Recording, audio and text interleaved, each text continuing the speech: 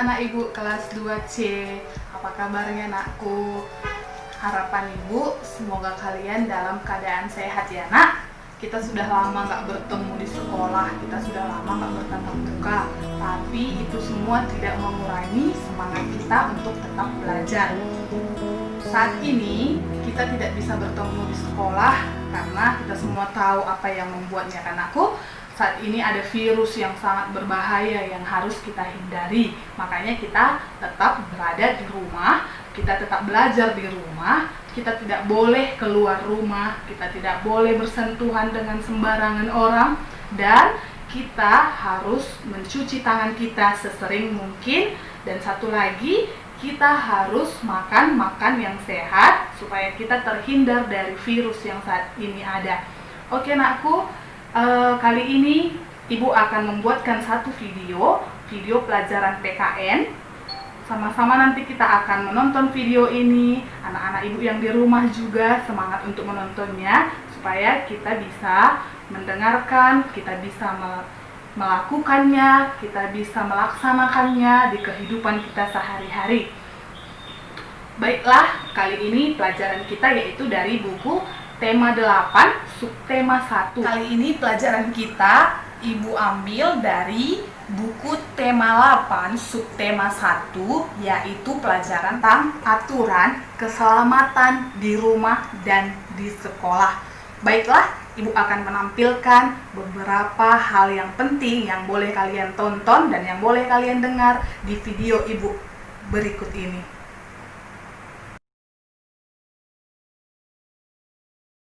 Kita perhatikan di halaman 1, aturan keselamatan di rumah Udin. Udin anak yang patuh pada aturan. Ia selalu mematuhi aturan di setiap tempat. Udin selalu mematuhi aturan di rumah. Ia juga selalu mematuhi aturan di perjalanan.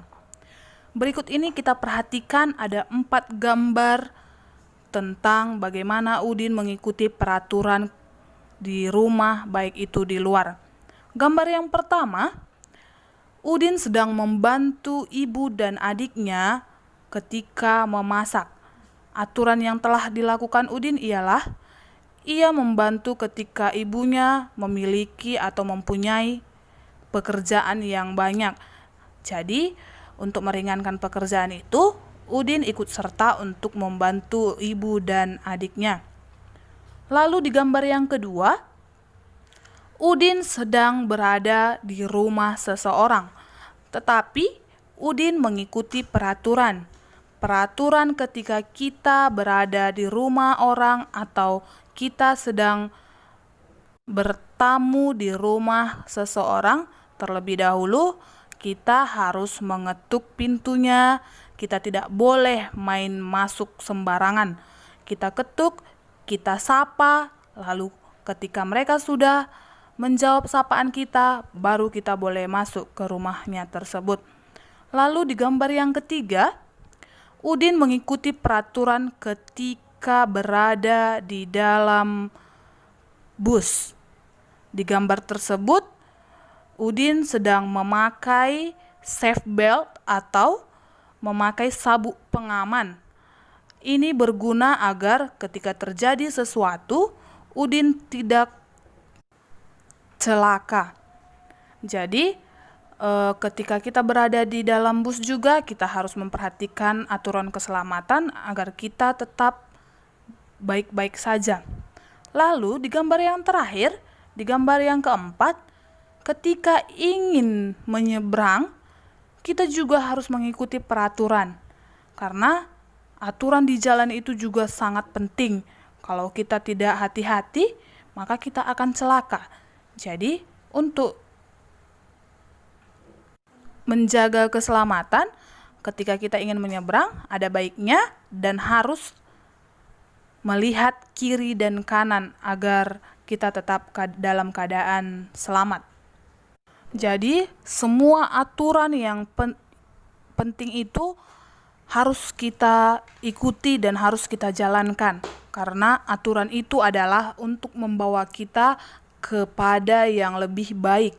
Itu adalah pedoman untuk kita hidup lebih baik. Jadi, Udin adalah anak yang patuh pada aturan. Ketika ibunya perlu sesuatu, dia selalu mengingat aturan. Ketika ayahnya juga perlu bantuan, dia selalu membantu karena aturan ketika di rumah harus saling membantu. Itu adalah hal yang sangat penting bagi Udin dan keluarganya.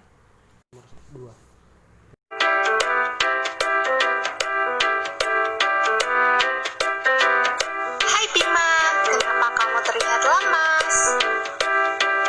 Aku belum sarapan, Andi. Aku membawa bekal. Aku akan membaginya denganmu. Benarkah? Iya, tentu saja. Bima, ini untukmu. Wah, terima kasih, Orindi. Sama-sama. Sudahkah kamu mencuci tanganmu, Bima? Belum.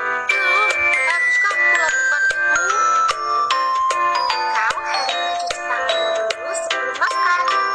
Ada beberapa aturan yang harus dilakukan sebelum dan sesudah makan. Oh, apa sajakah aturan itu? Baiklah, akan aku jelaskan satu persatu. Aturan makan yang pertama adalah mencuci tangan sebelum dan sesudah makan. Aturan makan yang kedua adalah berdoa sebelum dan sesudah makan. Aturan makan yang ketiga adalah makan dengan posisi duduk yang tegak. Aturan makan yang keempat adalah makan menggunakan tangan kanan. Dan aturan makan yang kelima adalah tidak tergesa-gesa. Jadi, inilah kelima aturan yang harus diterapkan sebelum makan, saat makan, maupun sesudah makan. Anak-anak, menaati aturan saat makan akan bermanfaat bagi kita. Inilah manfaat yang akan kita dapatkan. 1. Membuat nyaman. 2. Menjadi orang yang santun. Dan 3. Terhindar dari penyakit. Bagaimana, Bima? Apakah kamu sudah mengerti? Sekarang aku jadi mengerti. Sudahkah kalian menerapkannya pada saat sarapan tadi pagi? Jangan lupa selalu dibiasakan setiap makan ya.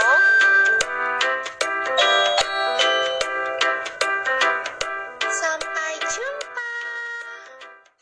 Nah, tadi Ibu sudah berikan video singkat tentang aturan makan di rumah. Baiklah, kalian yang sudah menonton video tersebut, kalian harus melakukannya di rumah ya anakku, karena itu adalah aturan yang baik untuk kita makan. Jadi aturan itu harus diikuti karena itulah yang baik ketika kita makan. Nah, bukan hanya itu aturan di rumah yang harus kita ikuti. Ada banyak hal, ada banyak aturan yang masih bisa kita lakukan dan yang harus kita ikuti. Beberapa aturan ketika makan tadi sudah Ibu katakan, dan setelah ini Ibu akan memberikan juga aturan-aturan yang harus kalian lakukan di rumah dan di sekolah.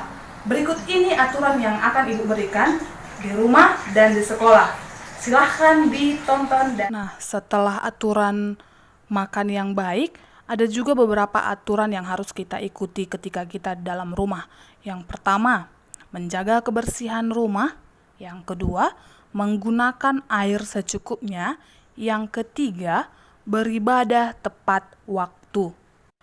Kenapa kita tidak boleh menggunakan air dengan sembarangan?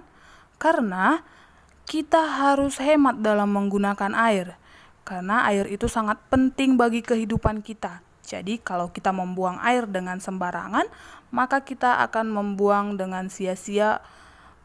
Jadi supaya air tidak terbuang secara sia-sia, maka kita harus menggunakan air dengan secukupnya. tidak boleh membiarkan keran air terbuka terus-menerus. Jika kita sudah selesai memakai air, segera matikan kerannya agar air tidak terbuang, agar air dapat kita manfaatkan dengan baik. Dan ketika kita juga membiarkan air terbuang, itu akan membuat lantai menjadi licin dan itu akan membahayakan diri kita sendiri. Jadi ini semua harus kita hindari. Lalu, aturan yang harus kita patuhi juga yaitu ketika kita sedang menonton TV, ada baiknya kita tidak perlu terlalu dekat dengan layarnya. Karena ketika kita melihat tayangan di televisi dengan jarak yang terlalu dekat, maka akan merusak mata kita. Jadi sebaiknya layar TV atau layar handphone harus diberi jarak agar mata kita juga tetap aman dan senantiasa terjaga dari radiasi. Lalu, aturan yang harus kita ikuti tidak hanya di rumah, di sekolah juga ada aturan. Aturan yang harus kita ikuti di sekolah salah satunya mentaati peraturan. Peraturan apa sajakah itu? Yang pertama, memperhatikan benda-benda di sekitar ketika berjalan. Jadi, jika ada benda-benda yang jatuh di jalan atau di depan kelas atau di halaman, jika benda itu masih penting, harus kita ambil agar benda tersebut dapat kita manfaatkan, dapat kita gunakan kembali. Lalu yang kedua, memperhatikan tanaman di sekitar ketika berjalan. Jadi di setiap kelas kita semua memiliki tanaman yang harus kita jaga. Jadi tanaman itu juga perlu makan, perlu minum. Jadi kita memberikannya dengan pupuk dan kita juga harus menyiramnya setiap hari. Kita tidak boleh merusak tanaman tersebut. Kita harus merawatnya. Kita tidak boleh menginjaknya karena tanaman juga perlu disayang. Lalu yang ketiga, aturan yang harus kita ikuti di sekolah, saling bertegur sapa ketika berpapasan dengan orang lain. Jadi ketika kita bertemu dengan teman, kita bertemu dengan guru, kita harus menyapanya. Kita harus mengucapkan salam atau kita harus memberikan senyum kepada teman atau siapa saja yang kita temui di sekolah. Yang keempat, tidak membiarkan sampah di jalan ketika kamu melewatinya. Jadi jika ada sampah, kita harus mengambilnya dan membuangnya ke tempatnya. Lalu ini adalah aturan yang sangat bermanfaat juga bagi kita. Jadi ketika kita berada di dalam kelas dan ketika sedang terjadi proses belajar mengajar, kita diharuskan untuk tetap tenang, duduk dengan tenang agar kita dapat menerima pelajaran yang diberikan oleh ibu guru kita dengan baik. Lalu aturan yang terakhir yaitu kita tidak boleh membiarkan kelas dengan keadaan yang sangat jorok karena kelas itu adalah kelas untuk tempat kita belajar. Jadi ada baiknya kita harus membuat sebaik mungkin dan senyaman mungkin. Jika ada benda-benda berbahaya yang tidak diperlukan, sebaiknya dibuang ke tempatnya agar kita tetap nyaman berada di dalam kelas. Baiklah, demikianlah video atau beberapa materi yang Ibu berikan tentang aturan di rumah dan di sekolah. Jadi untuk anak-anak Ibu semua, khususnya untuk anak Ibu kelas 2C SD Legend Jamin Ginting Brastagi, harapan Ibu aturan itu harus kalian ikuti, harus kalian terapkan dalam kehidupan kalian sendiri. Karena aturan itu akan membawa kita kepada hidup yang lebih baik. Oke nakku, sampai di sini materi Ibu kita kali ini. Semoga kalian dalam keadaan sehat dan Ibu berdoa kita dapat berjumpa di sekolah dalam waktu yang